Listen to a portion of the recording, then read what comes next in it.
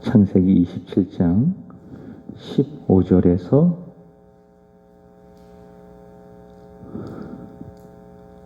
30절까지입니다. 그가 가서 리브가가 집안 자기에게 있는 그의 맏아들 에서의 좋은 의복을 가져다가 그의 작은 아들 야곱에게 입히고 또 염소 새끼의 가죽을 그의 손과 목에 매끈매끈한 곳에 입히고 자기가 만든 별미와 떡을 자기 아들 야곱의 손에 주니 야곱이 아버지에게 나아가서 내 아버지 하고 부르니 이르되 내가 여기 있노라. 내 아들아 내가 누구냐? 야곱이 아버지에게 대답하되 나는 아버지의 맏아들 에서로소이다. 아버지께서 내게 명하신 대로 내가 하였사오니 원하건대 일어나 앉아서 내가 사냥한 고기를 잡수시고 아버지 마음껏 내게 축복하소서. 이삭이 그의 아들에게 이르되 내 아들아 내가 어떻게 이같이 속히 잡았느냐? 그가 이르되 아버지의 하나님 여호와께서 나로 순조롭게 만나게 하셨음이니이다. 이삭이 야곱에게 이르되 내 아들아 가까이 오라. 내가 과연 내 아들 에서인지 아닌지 내가 너를 만져보려 하노라. 야곱이 그 아버지 이삭에게 가까이 가니 이삭이 만지며 이르되 음성은 야곱의 음성이나 손은 에서의 손이로다 하며 그의 손이 형 에서의 손과 같이 털이 있으므로 분별하지 못하고 축복하였더라. 이삭이 이르되 내가 참 내 아들 에서냐? 그가 대답하되 그러하나이다. 이삭이 이르되 내게로 가져오라. 내 아들이 사냥한 고기를 먹고 내 마음껏 내게 축복하리라. 야곱이 그에게로 가져가매 그가 먹고 또 포도주를 가져가매 그가 마시고 그의 아버지 이삭이 그에게로 이르되 내 아들아 가까이 와서 내게 입을 맞추라. 그가 가까이 가서 그에게 입 맞추니 아버지가 그 옷에 향취를 맡고 그에게 축복하여 이르되 내 아들의 향취는 여호와께서 복 주신 밭의 향취로다. 하나님은 하늘의 이슬과 땅의 기름짐이여 풍성한 곡식과 포도주를 내게 주시기를 원하노라.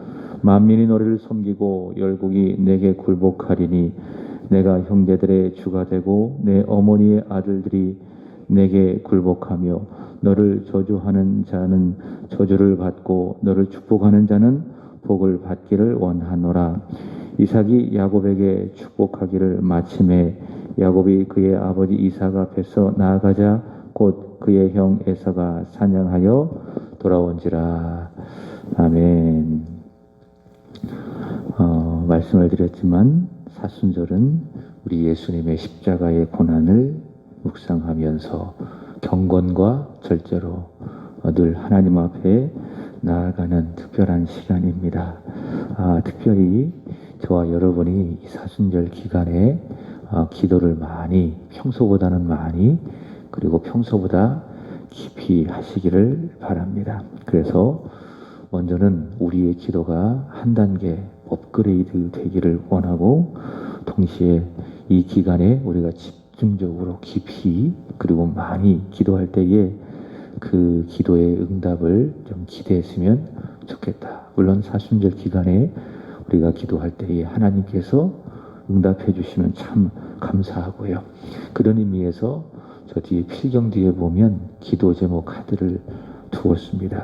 거기에다가 기도 제목을 기록을 해서 저에게 아니면 헌금함에 넣어주신다면 제가 보고 저도 집중적으로 기도해보고 그리고 하나님께서 이 기간에 아니면 끝나서도 그 기도 제목을 어떻게 응답하실지 한번 기대해 보게 되는 것입니다. 그렇게 함께 동참해 주시기를 바라고요. 온라인으로 예배하시는 분들도 기도 제목을 저에게 문자나 카톡으로 말씀을 해주시면 제가 특별히 기도하도록 하겠습니다. 한번 기대해 보자고요. 하나님이 이 사순절 기간에 우리의 기도를 들으시고 어떻게 역사하시고 어떻게 응답해 주시는지 한번 기대해보고 한번 기도해보는 겁니다. 특별한 시간이기 때문에 그렇죠. 자, 어제 말씀은 리브가와 야곱이 에서가 받을 축복을 가로챌 공모를 했습니다. 이제 축구 경기에서도 기술 중에 하나가 가로채기라고 하는 것이 있죠. 그것은 반칙이 아닙니다.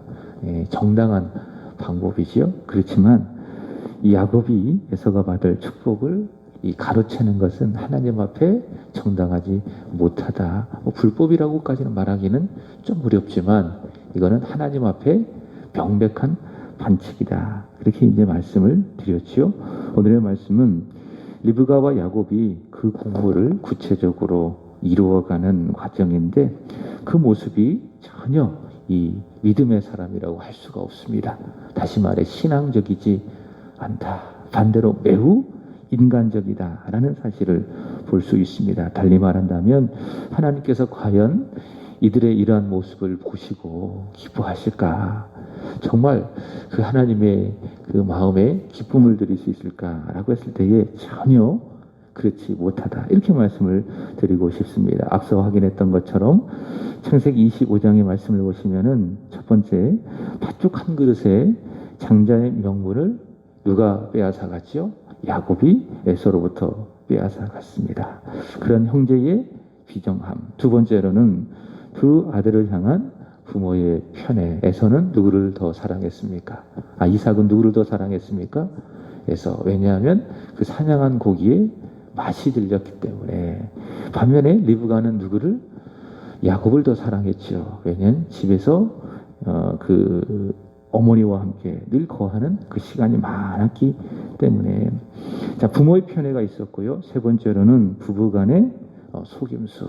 리브가는 그 남편 이삭의 그 잘못을, 그 분별력 없음을 이용을 해서 장자권을, 그 축복권을 빼앗아가는 그런 모습들. 부부간의 속임수. 네 번째로는 부모와 자식 간의 속임수. 자, 형제에 비해 부모의 편에 부부간의 속임수, 또 부모와 자식 간의 속임수. 정말 사람은 죄인이다. 언약의 가정이 어떻게 이럴 수가 있을까? 영적 혼돈과 무질서를 보여주고 있는 이야기. 오늘 우리가 읽었던 말씀이라고 할 수 있습니다.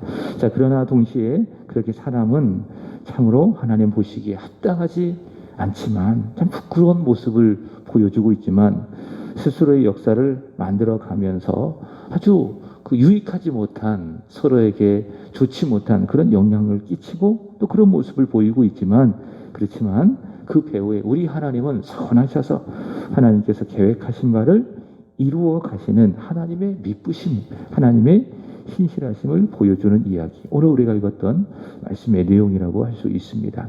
어제 말씀은 이삭은 나이가 많아서 눈이 어두워서 잘 보지 못했다 말씀을 드렸습니다.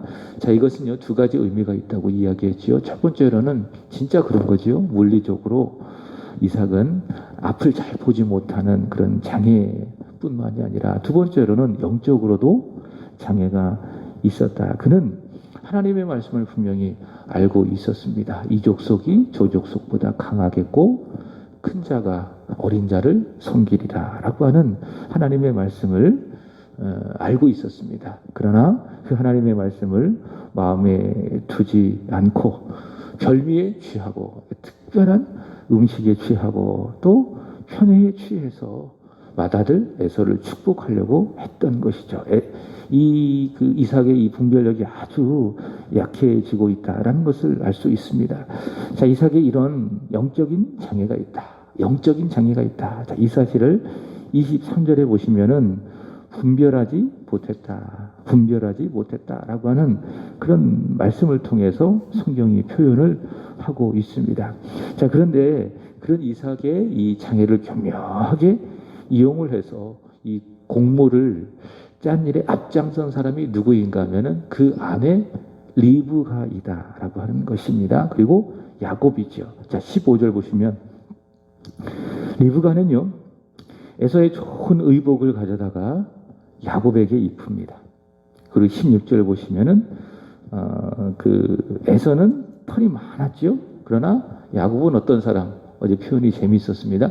매끈매끈한 사람. 피부가 굉장히 좋았죠. 요즘에 그 주말에 제가 가끔 드라마를 보고 있는데 어떤 드라마를 보고 있는가 하면 빈센조 라고 하는 드라마를 보고 있습니다.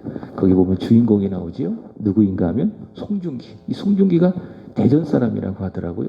저기 그 관저동에 보면은 베르디움이라고 하는 그 아파트가 있는데 그 부모님이 거기 사신다는 그런 이야기를 제가 들었습니다. 이 송중기를 보면 그 소위 말해서 그 피부가 우윳빛 같다. 그렇게 이야기하죠. 야, 어떻게 피부가 저럴 수가 있을까. 그리고 참 잘생기긴 잘생겼더라고요.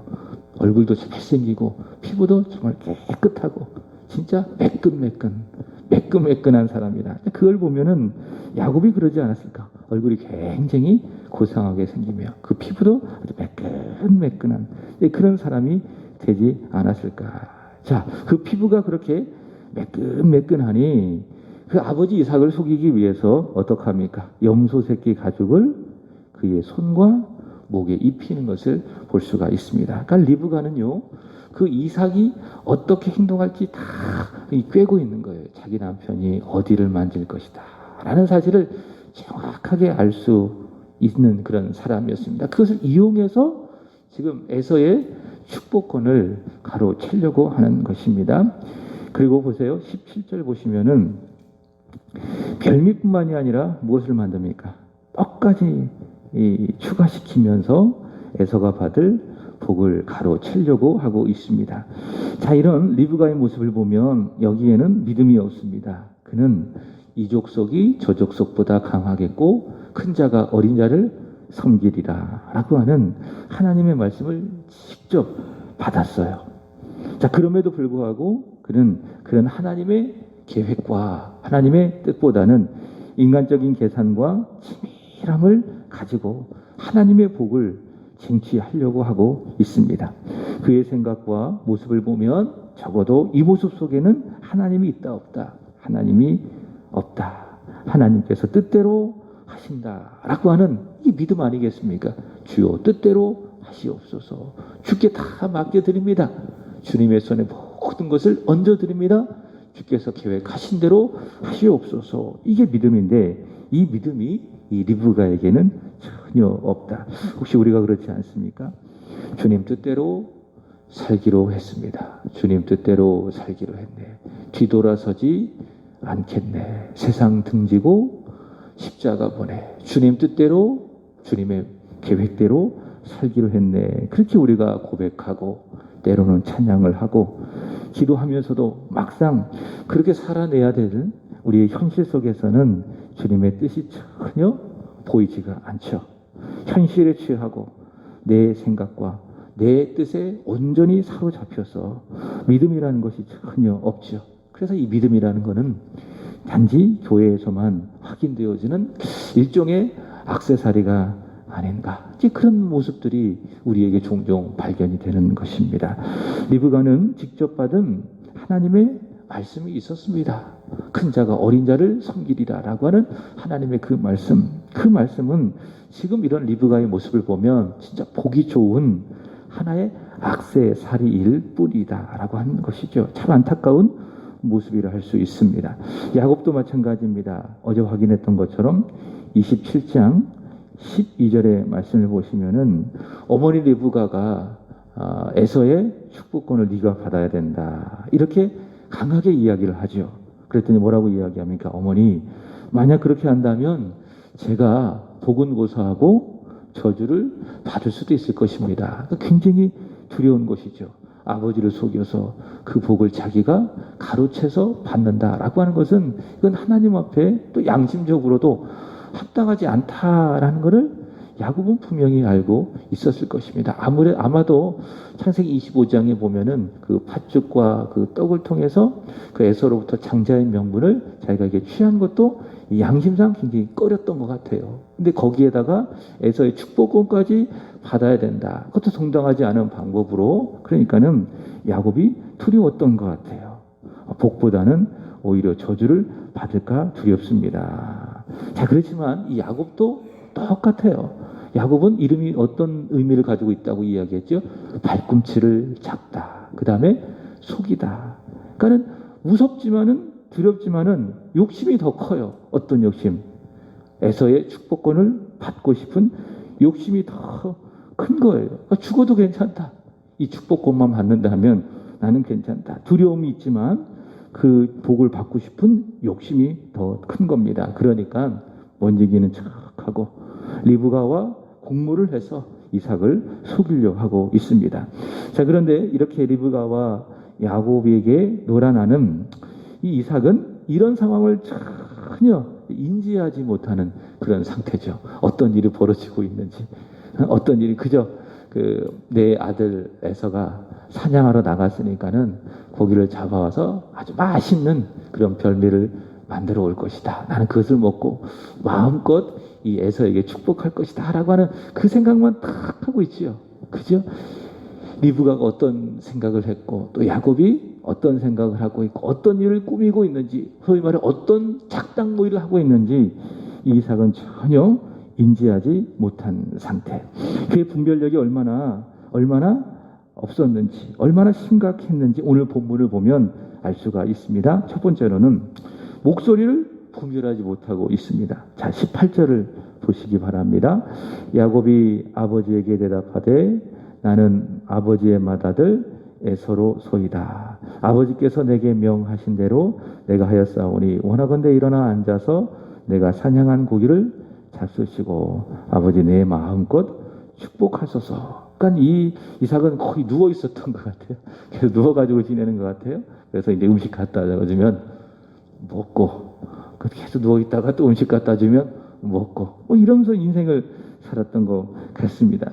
자, 야곱이 그렇게 이제 이야기를 하자, 자, 이삭에게 이렇게 이야기를 하죠. 자, 그랬더니 19절 보시면은 그렇게 이야기하고 20절에 보시면은 자, 이삭이 뭐라고 이야기합니까? 이삭이 그의 아들에게 이르되 내 아들아 내가 어떻게 이같이 속히 잡았느냐? 그가 이르되 아버지 하나님 여호와께서 나로 순조롭게 만나게 하셨음이니이다. 자, 그렇게 이야기를 하고 있습니다.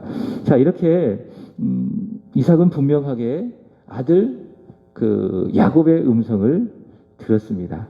야곱의 음성을 들었습니다. 근데 그 음성이 이 야곱의 음성인지 아니면 에서의 음성인지 분별을 할 수 없는 것입니다. 여러분, 부모는요 자식을 잘 압니다. 그러니까 목소리만 들어도 다 알고 있죠. 아무리 비슷해도 부모는 적어도 자식의 목소리를 분별할 수 있다. 제가 전교에서 살겠을 때에 그 쌍둥이 형제가 있었습니다. 그러니까 저는 그 아이들을 딱 보면 누가 누구인지 몰라요. 이 아이가 첫째인지 둘째인지 구분을 할 수가 없습니다. 그러나 부모는 정확하게 알죠. 누가 첫째인지 누가 둘째인지 얼굴을 보도 알고 그 다음에 목소리만 들어도 이 아이가 첫째인지 둘째인지 정확하게 알 수가 있습니다.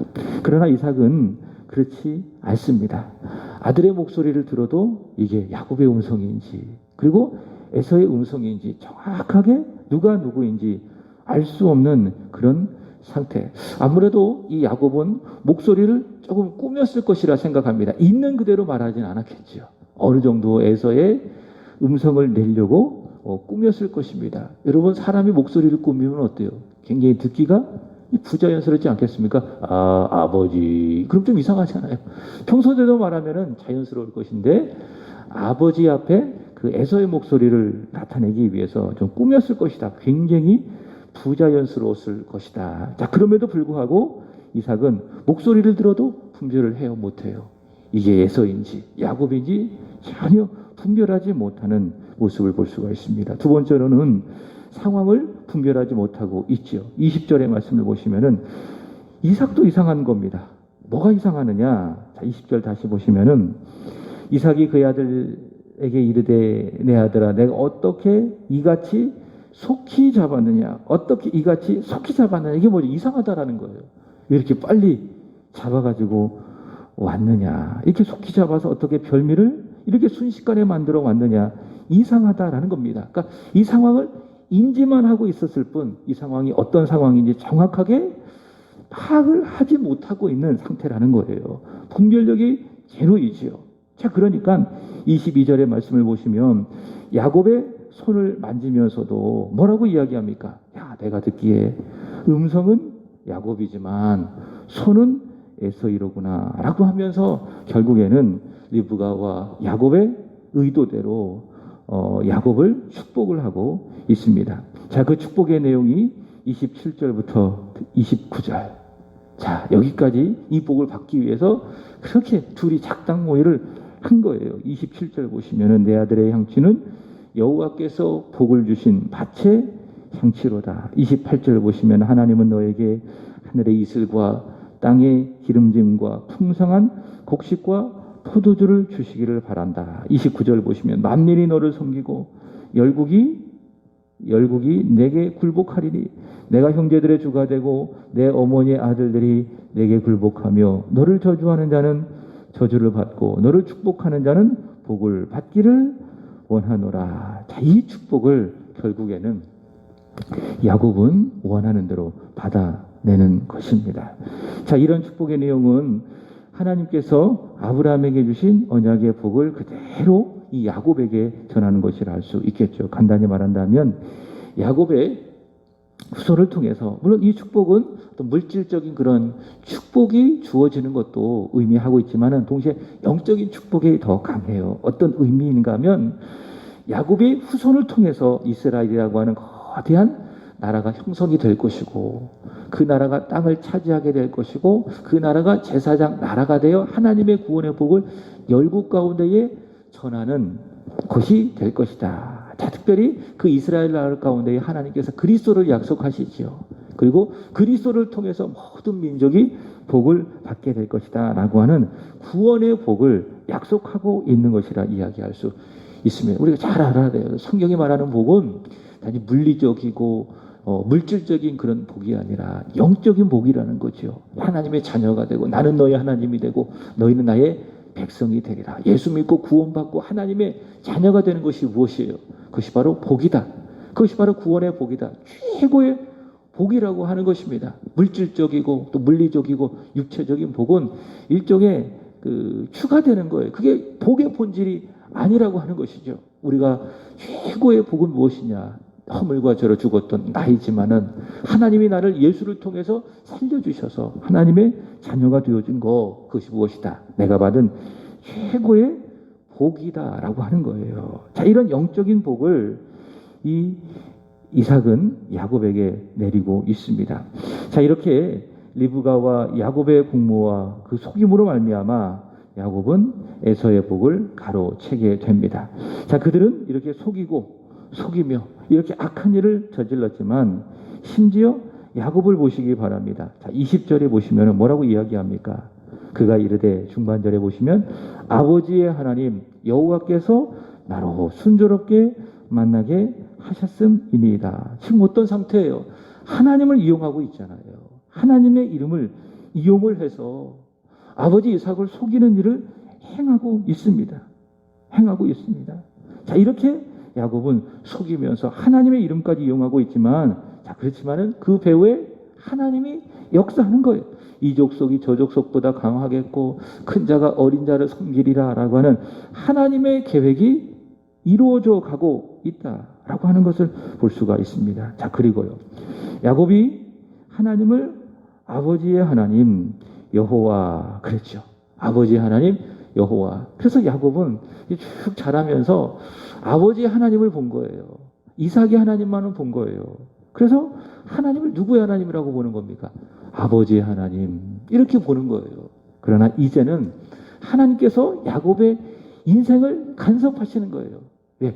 말씀이 있잖아요. 이 족속이 저 족속보다 강하겠고 큰 자가 어린 자를 섬기리라고 하는 하나님의 말씀이 있기 때문에 이제부터는 하나님께서 야곱의 인생을 간섭하셔서 야곱으로 하여금 결국에는 어떻게 만들 것인가, 하나님의 목표예요. 하나님의 계획이에요. 그것이 무엇입니까? 이제 하나님은 너의 아버지의 하나님이 아니라 이제 너의 하나님이 되게 할 것이다. 야곱의 하나님이 되게 할 것이다. 언약의 사람으로 하나님께서는 이제는 야곱을 만들어 가신다. 그래서 이후에 모든 이야기의 초점은 누구에게로 맞추어집니까? 에서 끝난 거예요.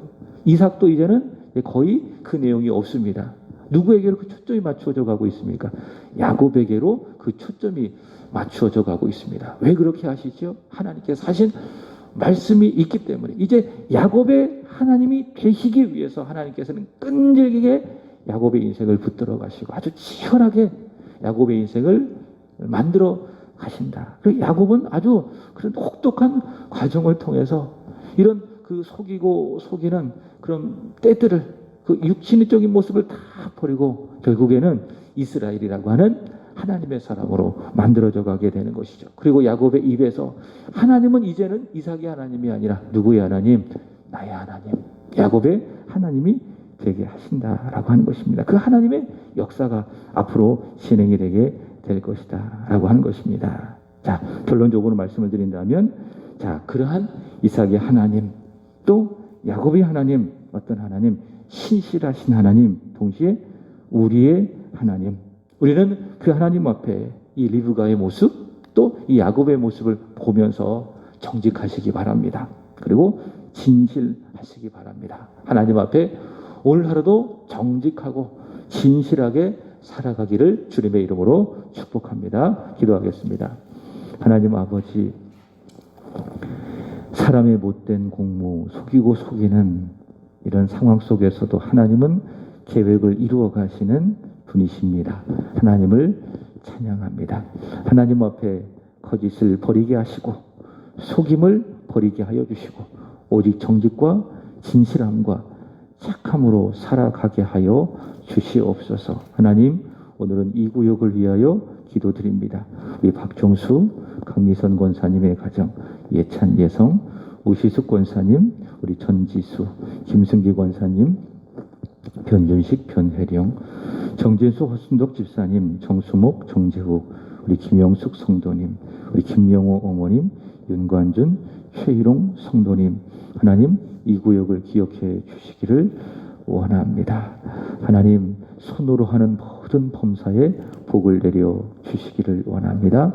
여호와가 함께 하심을 보고 믿으며 살아감으로 모든 행하는 일들마다 복을 받게 하시고 그 복을 세상 가운데 흘려보내는 축복의 통로가 되게 하여 주옵소서. 하나님, 이 구역에 속한 모든 지체들, 자녀들까지 믿음의 부흥이 있게 하여 주옵소서. 이 구역의 부흥이 하나님 나라의 부흥이 되게 하시고 그리고 우리 교회의 부흥이 되게 하여 주옵소서. 성령으로 충만한 구역, 주 안에서 행복한 구역을 이루어가는 구역이 되게 하여 주옵소서. 특별히 우리 자녀들을 기억해 주시기를 원합니다. 기업으로, 가정의 비전으로 허락되어진 자녀 이혼이 저들의 앞길에 하나님의 은혜와 하나님의 복이 있게 하여 주옵소서. 기도하고 준비하는 모든 것들을 주님의 뜻 안에서 온전히 이루어져 저들의 인생이 오직 하나님께 영광이 되게 하여 주옵소서. 예수 십자가의 고난을 깊이 묵상하는 사순절 더 깊이 기도하게 하시고 더 많이 기도해서 고난의 주님, 십자가의 주님 앞으로 더 나아감으로 말미암아 우리의 기도가 하나님 앞에서 귀하게 응답이 되게 하여 주옵소서. 오늘 하루도 주님의 손에 맡겨 드리오니 십자가의 주님과 동행하는 은혜의 하루가 되게 하여 주시옵소서. 감사하며 구주 예수님의 이름으로 기도하옵나이다. 아멘. 하늘에 계신 우리 아버지여, 이름이 거룩히 여김을